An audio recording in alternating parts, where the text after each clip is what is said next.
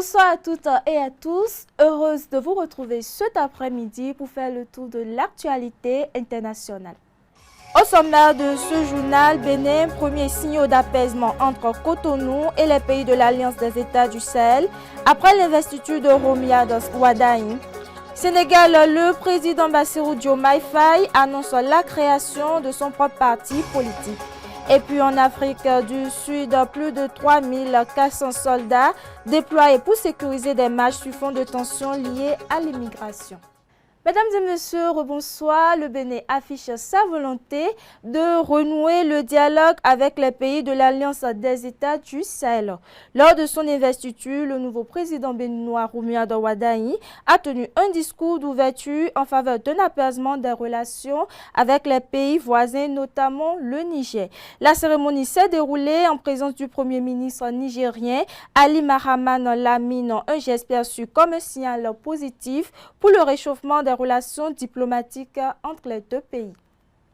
Au Sénégal, le président Bassirou Diomaye Faye a annoncé la création de son propre parti politique. Il a confié à l'ancienne première ministre Aminata Touré la mise en place d'un comité chargé de préparer cette nouvelle formation politique. Le projet bénéficie du soutien de la coalition présidentielle ainsi que de plus de 300 maires à travers le pays.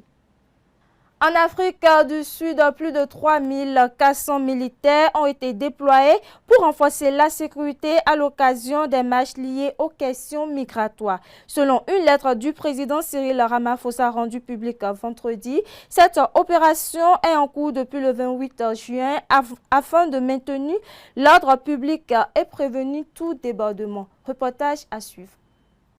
Pretoria déploie plus de 3000 soldats pour sécuriser les marches anti-immigration illégale.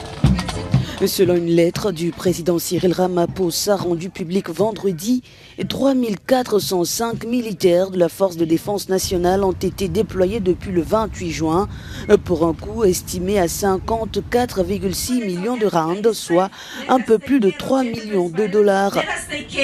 Objectif, renforcer les forces de police alors que le mouvement à l'origine des manifestations contre l'immigration illégale a annoncé son intention de défiler chaque jeudi. Mardi déjà, des milliers de manifestants avaient pris d'assaut plusieurs grandes villes du pays, drapeaux sud-africains et armes en bois à la main. Si la plupart des rassemblements se sont déroulés sans incident, certains ont dégénéré en violence et en pillage. La police a procédé à plus de 900 arrestations. Des soldats ont notamment été positionnés dans un quartier de Johannesburg où réside une importante communauté étrangère. En Europe, à présent, le pape Léon XIV s'est rendu sur l'île italienne de Lampedusa, symbole des traversées migratoires en Méditerranée. À cette occasion, le souverain pontife a appelé les pays européens à renforcer leur protection des migrants alors que plusieurs États, dont l'Italie, poursuivent un durcissement de leur politique migratoire. Plus de détails dans cet élément.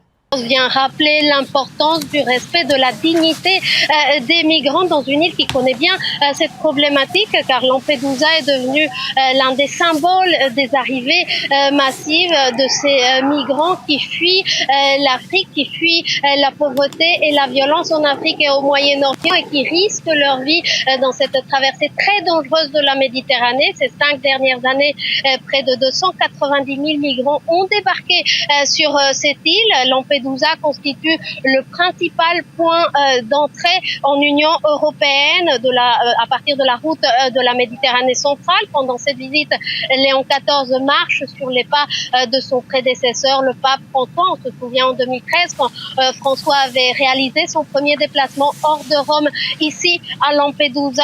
Aucun pape ne s'était rendu à Lampedusa auparavant. François qui avait dénoncé à l'époque la mondialisation de l'indifférence et aujourd'hui Léon XIV qui reprend ce combat pour relancer un peu les regards de la communauté internationale vers cette problématique, dénoncer le sort que subissent les migrants. Il y a quelques semaines en Espagne, dans l'archipel des Canaries, Léon XIV avait dénoncé les mafias, je cite, qui font commerce du désespoir. Il avait dénoncé aussi l'indifférence face au drame drame de l'immigration. Depuis 2014, près de 27 000 migrants sont morts ou portés disparus en tentant de traverser. L'Iran a entamé plusieurs jours de funérailles nationales en hommage à Ali Khamenei. Dans plusieurs villes du pays, des fonds se sont rassemblés sous des drapeaux et des banderoles à son effigie pour participer aux cérémonies organisées par les autorités. Suivons ensemble.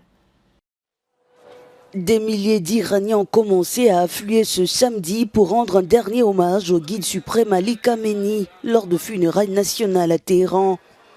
4 mois après la mort de l'ayatollah dans des frappes israélo-américaines, son cercueil sur lequel a été posé son emblématique turban noir est exposé dans l'enceinte de la Grande Mosala, un complexe religieux et politique situé dans la capitale.